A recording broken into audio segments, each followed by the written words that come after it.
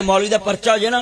तो मौलवी चाहे डेरेदार को चौरी को जाके आके ओ जी मसीत का परचा हो गया जी उन्हें की होया है वो जी कुरान सुना रहा सा सोलंग दी इट्टां पड़ के खोती की खुरली तो नहीं लाइया कोई दुध च पानी तो नहीं पाया कोई मौलवी ने फक नूं रंग करके मिर्चा बना के तो नहीं वेचिया उन्हें कहा मौलवी कीता की उन्हें कहा स्पीकर चलाया कुरान सुनाया नात पढ़ी है अच्छा स्पीकर चलाया नात पढ़ी है तो चाहिए तो असं चौधरी उन्होंने आंदा चल कोई नहीं वेख लेने तो चौधरी उन्होंने पहला सवाल अगों पता करता तेन आख कि नहीं स्पीकर चला मर जे तेन कलरी सप लड़े तेनू एवं मालूम अज सड़क के उत्ते बजे ट्रक की फेटी तेरी चौधर का निकले जनादा